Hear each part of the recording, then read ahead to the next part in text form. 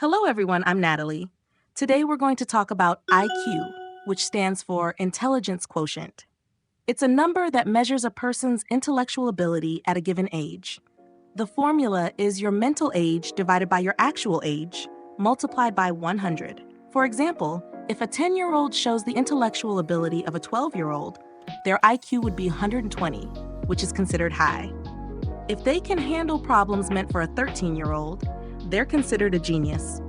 But if, by age 15, they can only handle problems for a 15-year-old, their IQ would drop back to 100. This shows that IQ can change. It's not constant. If a 10-year-old can only handle problems meant for a 10-year-old, they're just an average person.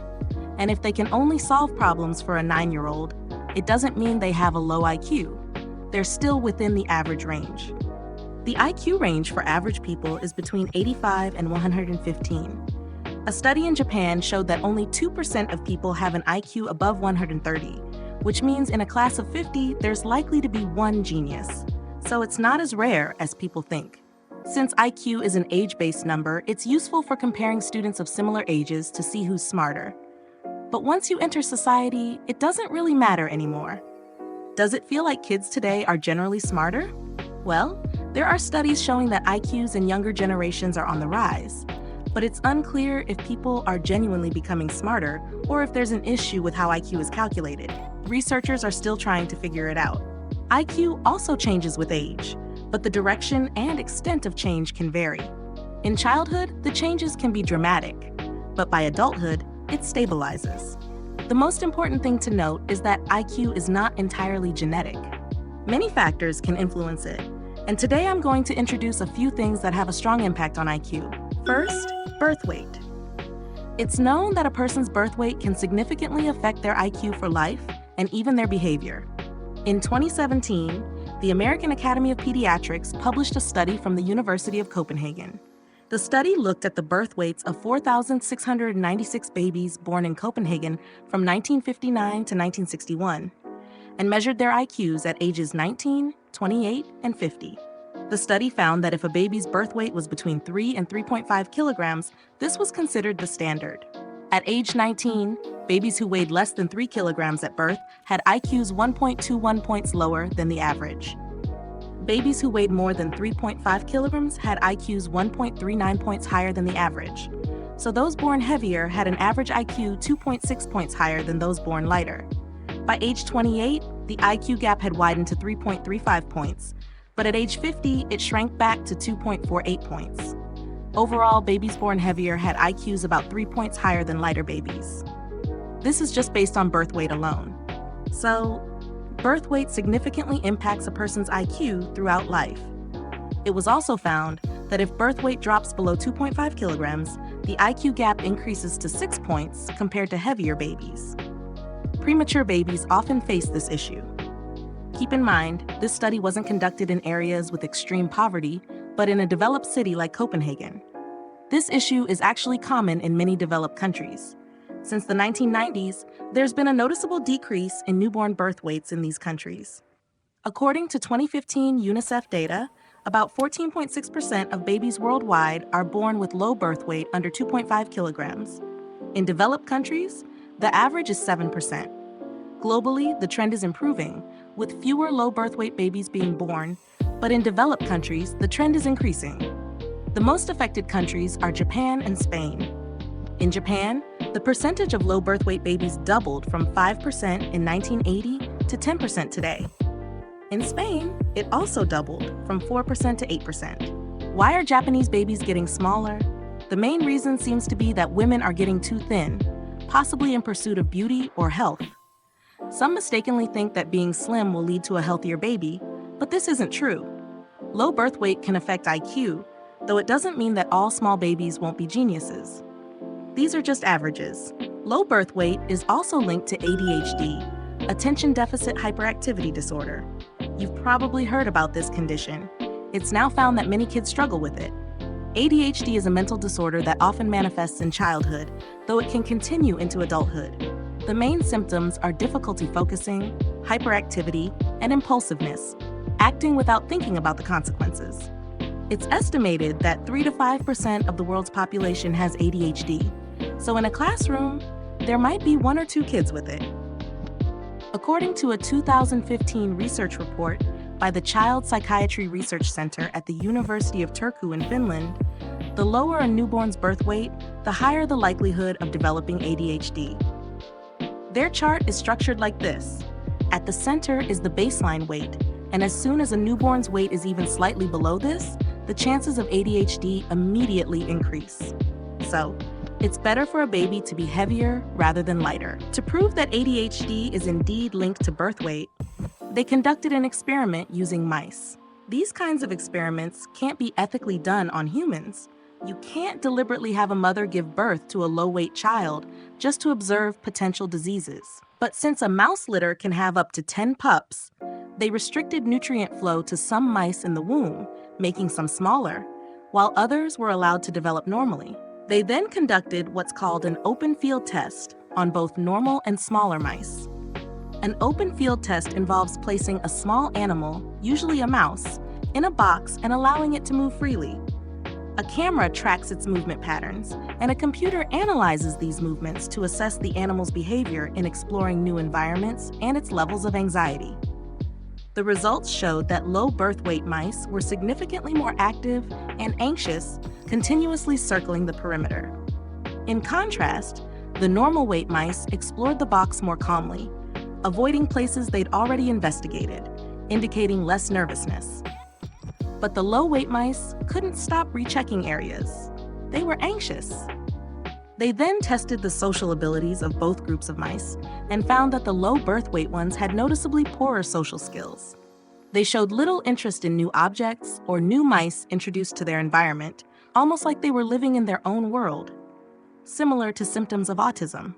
Upon examining the brains of these two groups, they discovered that the brains of the low birth weight mice were smaller, particularly in the white matter region. The brain's surface is called gray matter, while the interior is white matter. When white matter doesn't develop properly, it can lead to issues like schizophrenia or autism. This reduction in white matter was also found in premature human infants. Based on the data analysis and the mouse experiments, it can be inferred that a child's birth weight impacts both their IQ and their risk of developing mental disorders, which can affect their entire life. Given how important birth weight is, the mother's diet during pregnancy becomes crucial. What should mothers eat to promote fetal brain development? In 2014, the U.S. Food and Drug Administration, FDA, published a report titled Quantitative Assessment of the Net Effects of Fish Consumption on Fetal Development, which measured IQ and early language development in children. On page 96 of this report, there is a chart showing that mothers who ate more fish during pregnancy had children with higher IQs compared to those who ate little or no fish. Specifically, if a pregnant woman consumed more than 12.7 ounces, about 360 grams of fish per week, her child's IQ would be, on average, 3.9 points higher than those born to mothers who didn't eat fish. That's nearly 4 points. But this isn't related to birth weight. This is another factor. Eating more than 360 grams of fish won't increase IQ further. So if you think you can eat your way to an IQ of 200, that's not happening. However, eating less than 360 grams of fish results in a proportional decrease in IQ. Therefore, the FDA recommends that pregnant women eat at least 2 servings of fish per week, as this will raise the child's IQ by an average of 3.3 points. And you only need to eat fish during pregnancy. It doesn't have to be a lifelong habit. But for most of us, it's probably too late to change that. Something even more important than eating fish is breastfeeding. In 1992, the UK conducted an IQ test on 300 low birth weight premature babies when they reached 7 years old. The results showed that children who were breastfed had an average IQ that was 8.3 points higher than those who were formula fed. And that's a big difference, right? In 2015, The Lancet published a study titled Association Between Breastfeeding and Intelligence. This medical team in Brazil replicated the earlier experiment and examined 3,500 participants. They also collected data on factors like family income, parents' education levels, the mother's age, her BMI before pregnancy, whether she smoked during pregnancy, the baby's birth weight, whether the family owned a house or rented, and whether the baby was born naturally or via C-section. After controlling for these variables, they divided the participants into breastfeeding and formula feeding groups and tested their IQs. The results confirmed that the longer a child was breastfed, the higher their IQ. Those who were breastfed for over a year had an IQ difference of about 3.76 points compared to those who weren't breastfed at all. Moreover, these breastfed children went on to earn higher average wages in adulthood. However, some critics of the study argue that while it accounted for many influencing factors, there could still be unseen factors that affect IQ, and it might not be a direct link between breastfeeding and IQ. After all, this was an observational study based on existing data. To definitively prove that breastfeeding raises IQ, we would need what's called an intervention study. An intervention study would involve randomly dividing pregnant women into two groups, one group forced to breastfeed and the other forced to use formula. If, in such a scenario, breastfeeding led to higher IQs, then we could confirm a causal relationship. An intervention study on breastfeeding has been done before. During the Soviet era in Belarus, they conducted an intervention study on 17,000 infants. Some were forced to breastfeed, while others were fed formula. At age 6, they found that the breastfed children had an average IQ 5.9 points higher than the formula-fed ones. This is one of the most valuable research results we have on the topic. But such studies wouldn't be allowed today due to ethical concerns. Those who were forced to drink formula had lower IQs, and while the data is clear, what about their lives? The government can't take responsibility for that. At the time, though, the intervention wasn't that strict. They allowed some choice.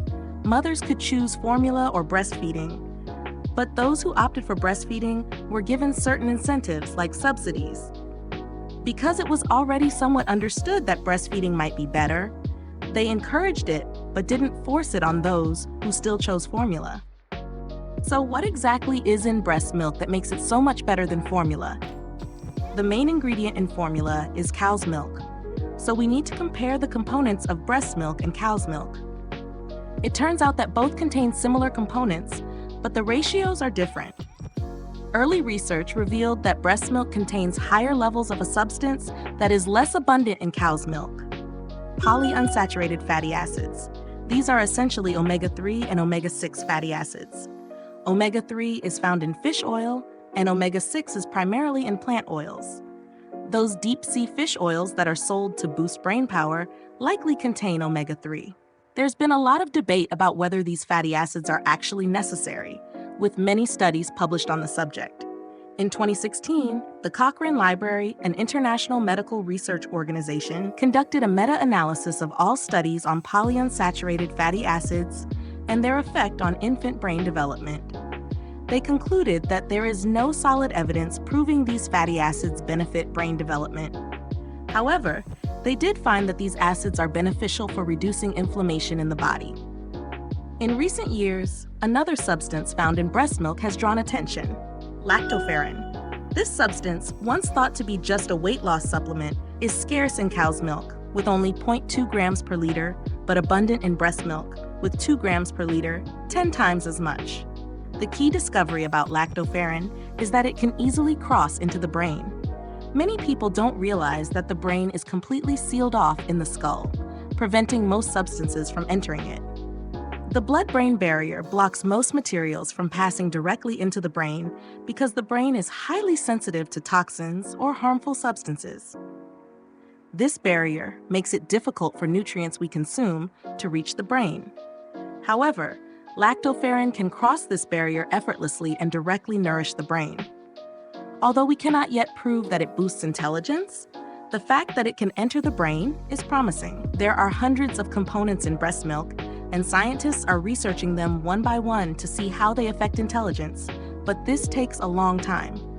If lactoferrin is the key, then this would be relatively simple, as lactoferrin supplements are already widely available.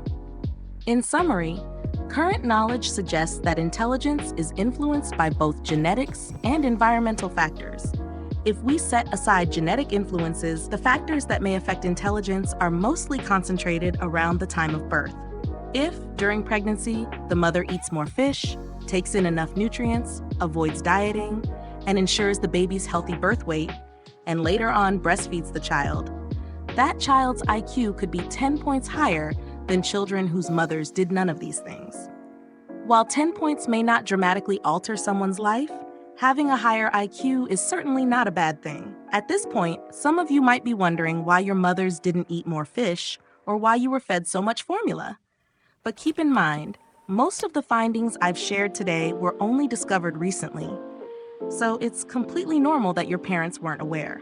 Plus, there was a time when pregnant women were advised not to eat seafood due to potential contamination, such as mercury, which could affect the fetus. Even in the US, the Food and Drug Administration, FDA, once warned pregnant women to avoid fish. Only recently has the recommendation shifted to say that eating fish might be beneficial for a child's IQ. In fact, most of the FDA's 261-page report discusses the risks of mercury in fish and its impact on pregnant women and their babies' IQs. Now, they believe the potential benefits for IQ outweigh the risks, especially given that pollution levels may have lessened. Also, some of you may not even know your own IQ. These days, there are plenty of institutions offering IQ tests, and it's fairly easy to find out.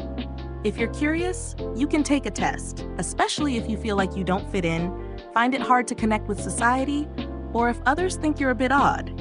It might just turn out that you're a genius. A Japanese TV show recently tested people who felt socially awkward, and it turned out that many had IQs over 130. Why couldn't they fit in at work? Because their way of thinking was always different from everyone else's, and their bosses were constantly irritated with them. Some of them even went through multiple jobs, unable to stay in one place for long. Others found the people around them too ordinary and dull, preferring to focus on things only they found interesting. This is often a sign of a high IQ, not arrogance. A simple test can reveal this. Why does this happen? Geniuses often struggle to thrive in society unless they find a suitable niche, like a research institute. In a regular job, they might find that their intelligence has no place to shine. In society, Einstein wouldn't stand a chance against Mike Tyson. He'd probably get punched out. Geniuses come in many forms, from those with purely high IQs who process and solve problems faster, to musical or artistic prodigies who can fully express their talents without holding back.